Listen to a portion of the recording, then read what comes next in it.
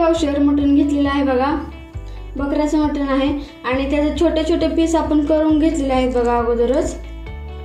तर आता आपण याला स्वच्छ पाण्याने एकदा धुवून घेऊयात, कारण बकऱ्याचं मटण असल्यामुळे त्याला छोटी छोटी केस राहिलेले असतात, त्यासाठी आपण याला अगोदर धुवून घ्यायचं आहे।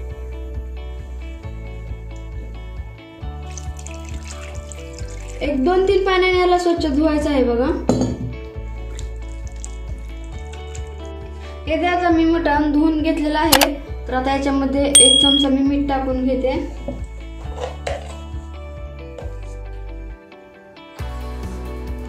आणि त्यानंतर 1 चमचा हळद।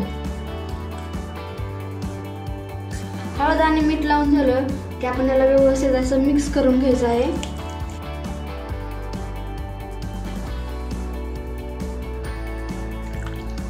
हळद मीठ लावून झाल्यावर आपण याला अर्ध्या तासासाठी असंच त्याच्या मिठाच्या पाण्यामध्ये मुरण्यासाठी ठेवायचं आहे बघा। कारण मिठाच्या पाण्यात मटण जर मुरलं जास्त वेळ तर खूप छान टेस्ट येते त्याची, त्यासाठी आपल्याला ठेवायचं आहे। आपलं मटण मुरत आहे तोपर्यंत आपण बाकीच्या रश्श्याची तयारी करूयात आता। तर आता आपण अगोदर मटण उकडून घेणार आहोत। तर त्यासाठी मी पातेल्यामध्ये तेल टाकते। 2 पळी आपल्याला तेल टाकायचं आहे बघा।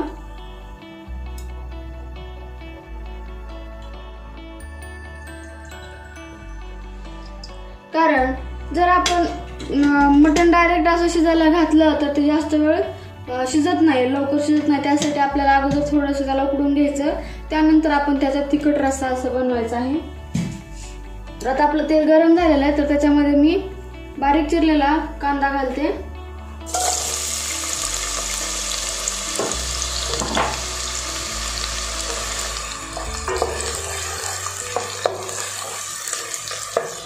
छान लालसर कलर येईपर्यंत आपण कांदा भाजून घ्यायचा आहे बघा।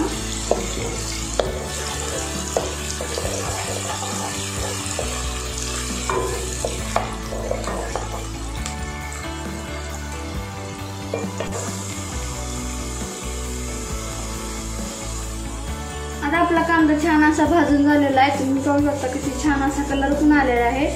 तर आता याच्यामध्ये अद्रक लसूणची आपण पेस्ट टाकून घेऊया आणि पेस्ट पण आपण छान अशी भाजायची। शक्यतो नॉनव्हेज बनवताना बाजारातून आणलेली अद्रक लसूणची पेस्ट नाही वापरायची, घरी बनवलेलीच वापरायची। कारण घरी बनवलेल्या अद्रक लसूणच्या पेस्टला छान असा खमंग त्याला स्वाद येतो, त्यासाठी घरी बनवलेली टाकायची आहे।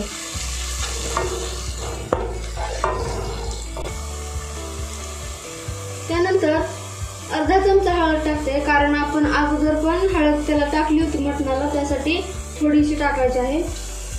आणि 1 चमचा धना पावडर।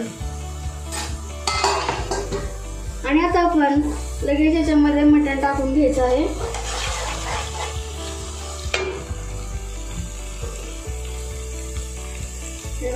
एकदम छान असं मुरलेलं पण आहे आपलं मटण।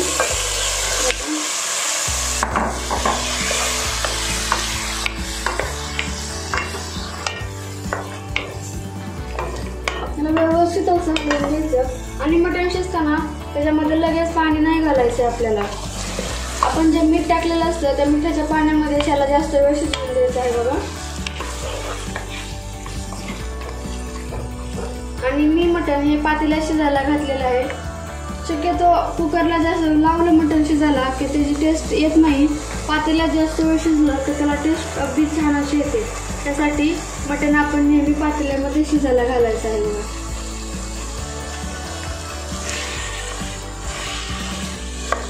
तर आता आपण याला झाकून ठेवूयात। झाकण ठेवल्यावर आपण याला 15 मिनिटं अगोदर थोडा वेळ शिजवून द्यायचं आणि त्यानंतर आपण याच्यामध्ये आपण नंतर खोबरं घालणार आहोत। तोपर्यंत आपण याला खोबरं वाटून घेऊयात बघा। एकदम छान असं आपलं मटण वाफवून निघलेलं आहे। तर मी आता याच्यामध्ये थोडंसं खोबरं घालणार आहे बघा।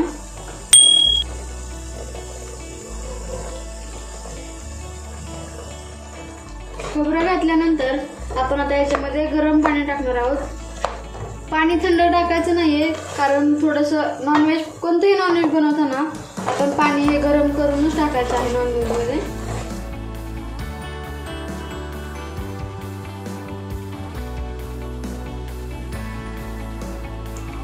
आणि आता याला आपण अजून 15 मिनिटं शिजून द्यायचं आहे थोडा वेळ। आता आपलं मटण शिजत आहे तोपर्यंत आपण तिखट रश्याची तयारी करून घेऊयात। मटणाचा तिखट रस्सा बनवण्यासाठी मी ते काही खडे मसाला घेतलेला आहे बघा। मटणाचा तिखट रस्सा बनवण्यासाठी मी ते काही खडा मसाला घेतलेला आहे। ते काय आहे मी तुम्हाला सांगते आता। थोडीशी शहाजिरी घेतलेली आहे, लवंग, एक छोटा दालचिनीचा तुकडा, लाल मिरची, थोडेसे धने घेतलेले आहेत, तमालपत्र आणि तीळ। आता आपण हे सर्व एकत्र भाजणार आहोत आणि त्याची पूड बनवणार आहोत। आता आपलं मटण छान असं वाफून निघले बघा आणि एकदम मस्त असं शिजलेलं पण आहे। तर आता आपण याला तिखट अशी फोडणी घालून घेऊयात। तर त्यासाठी मी इथे कढईमध्ये तेल टाकून घेते अगोदर।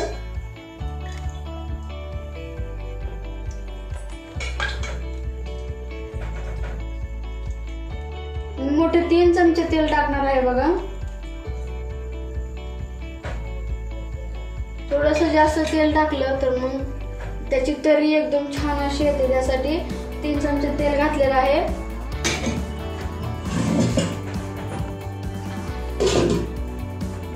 आणि तेल थोडंसं गरम झालं की त्याच्यामध्ये आपण मी कांदा आणि टोमॅटोची भाजून प्युरी बनवली होती ती टाकून घेणार आहे बघा।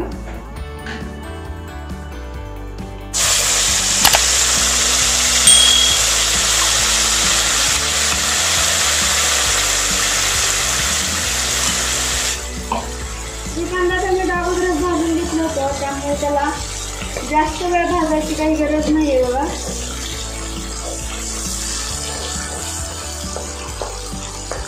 आणि आता याच्यामध्ये वाटून घेतलेलं खोबरं घालणार आहे आणि त्यासोबतच अद्रक लसूणची पेस्ट टाकू।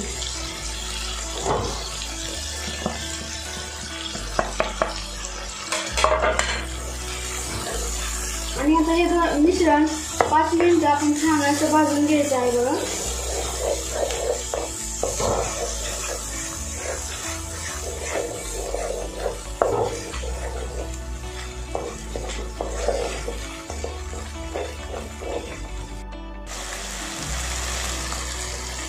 आता आपलं मिश्रण भाजून झालेलं आहे, तर याच्यामध्ये खडा मसाला वाटून घेतलेला आहे ते टाकून घेते आता।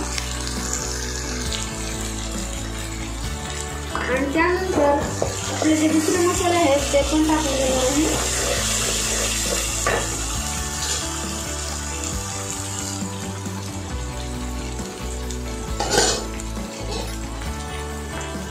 रश्याला तरी येण्यासाठी काश्मीरी लाल मिरची पावडर आणि त्यानंतर 1 चमचा धना पावडर आणि त्यानंतर घरी बनवलेला आपला काळा मसाला बघा, ते मोठे 2 चमचे टाकणार आहे। हे भाजी आपली तिखट होण्यासाठी आहे।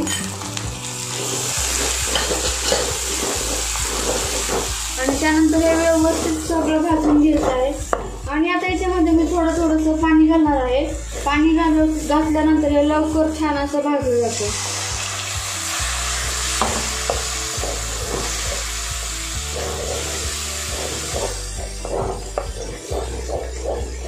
आपण याला अजून 5 मिनिटं भाजून घ्यायचं आहे थोडंसं।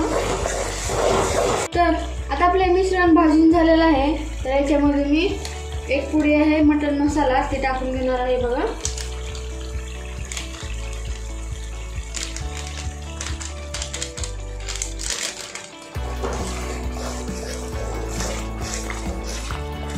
आणि त्यानंतर आपण जे उकडून घेतलेले मटण आहे ते टाकणार आहे त्याच्यात।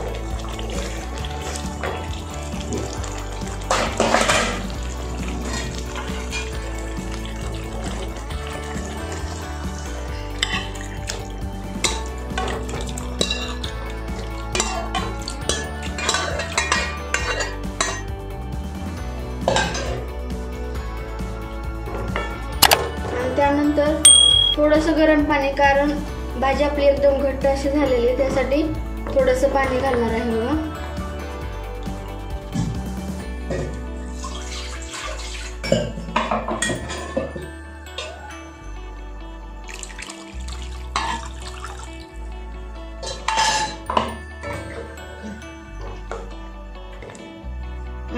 त्यानंतर याच्यामध्ये मी थोडंसं बाजरीचं पीठ आहे ते भाजून घेतलं होतं अगोदरच. हे ऑप्शनल आहे, असेल तर टाकायचं, नसेल तर काही हरकत नाही.